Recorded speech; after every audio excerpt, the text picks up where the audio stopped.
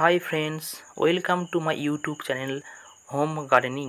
জানাই আজকের মূলত বিষয়টি হলো কীভাবে ড্রাগন ফল চাষ করতে হয় এবং বাড়িতে কীভাবে এর ফল থেকেই নতুন চারা গাছ পেয়ে যাবেন সেই সম্বন্ধে একটি উপস্থাপনা।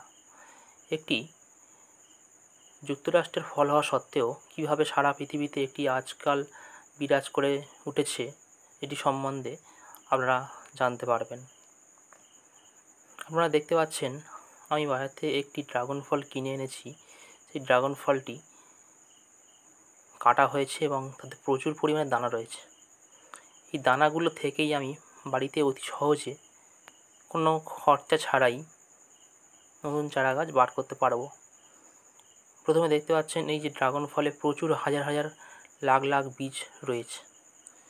প্রত্যেকটা বীজ থেকেই নতুন চারা গাছ বের হতে পারে।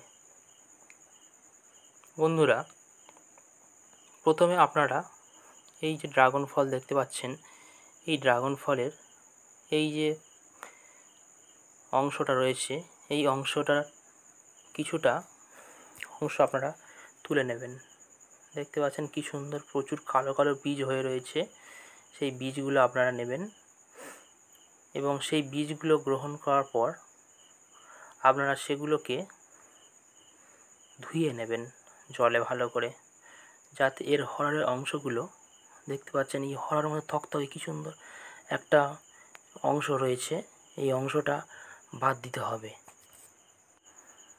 এই থকথকে অংশটা যেটা আপনারা দেখতে পাচ্ছেন, এই থকথকে অংশটাই আমরা মূলত খেয়ে থাকি। সেই থকথকে অংশটা থেকে আমরা দানাগুলোকে আরোহণ করব।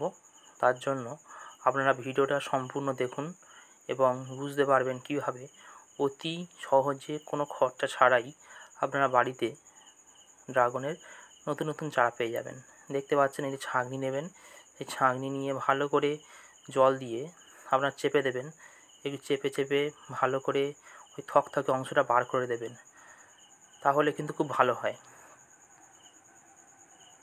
ভালো করে এগুলোকে একটু ধুয়ে নেবেন, পরিষ্কার জল ব্যবহার করবেন এবং যতক্ষণ না পর্যন্ত থকথকে অংশটা বেশিরভাগ অংশ বের হয়ে যাচ্ছে আপনারা জল দিয়ে ধুয়ে যাবেন।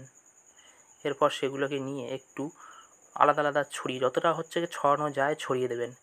প্রচুর দানা, একটা অংশ থেকে প্রায় হাজার হাজার দানা পেয়ে যাবেন।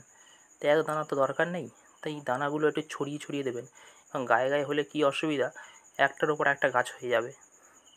সেই অসুবিধা দূর করার জন্য আপনারা এগুলো একটু ছড়িয়ে ছড়িয়ে দেবেন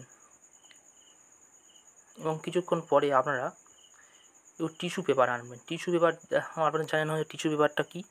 টিস্যু পেপারটা হলো ওই যেগুলো বিয়েবাড়িতে দেয় সেই টিস্যু পেপার, বা এমনি নরম কাগজ, কাপড়, যে কোনো জায়গায় এগুলোকে রাখবেন। দেখতে পাচ্ছেন আমি টিস্যু পেপার নিয়েছি।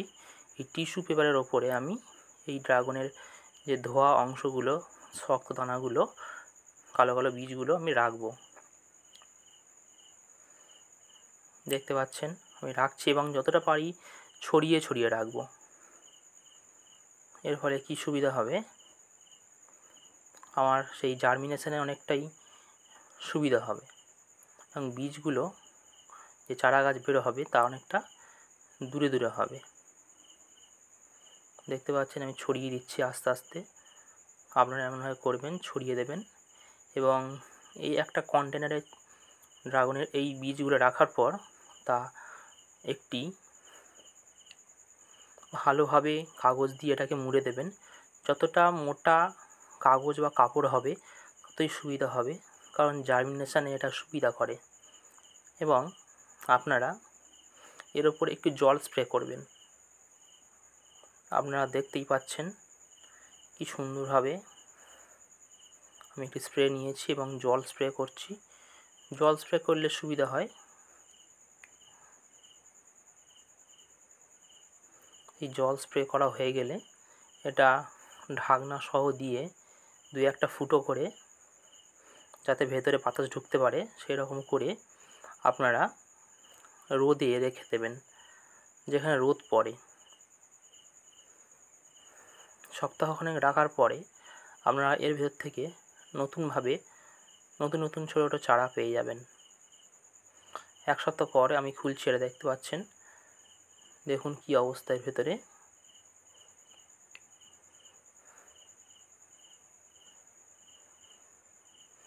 দেখুন নতুন নতুন চারা গাছ, ছোট ছোট চারা গাছ বের হয়ে গিয়েছে অলরেডি। এবং ওই কটা বীজ থেকে কত চারা গাছ পেয়েছি আপনারা ভেবে দেখুন। আপনারা যে ড্রাগন ফল বাজার থেকে কিনে আনেন, সেই ড্রাগন ফল থেকেই নতুন চারা গাছ পেয়ে যাচ্ছি। আর ড্রাগনের যদি আপনারা নতুন চারা গাছ বাজারে পেতেই পারেন, কিন্তু সেটা অনেক টাকা লাগে। বিনা খরচায় এরমভাবে বাড়িতে বসে ড্রাগনের যে বীজ থেকে চারা গাছ পেতে পারেন এরমভাবে, তা এই ভিডিওটা দেখলেই বুঝতে পারবেন। তাই আপনারা আমার চ্যানেলটিকে সাবস্ক্রাইব করে একটু বেল আইকন প্রেস করে দেবেন। দেখতে পাচ্ছেন বন্ধুরা, প্রচুর ড্রাগনের ছোট ছোট চারা বের হয়েছে। এবং এই চারাগুলো দেখতেই পাচ্ছেন কি সুন্দর। এই চারাগুলো কিন্তু কয়েক সপ্তাহ পরে জল দিয়ে একটু বড় করার পরে টবে রোপণ করতে পারবেন। বন্ধুরা, আজকের ভিডিওটা এইটুকুই থাকলো। পরবর্তী ভিডিও নিয়ে আপনাদের সামনে আবার চলে আসবো। ধন্যবাদ বন্ধুরা।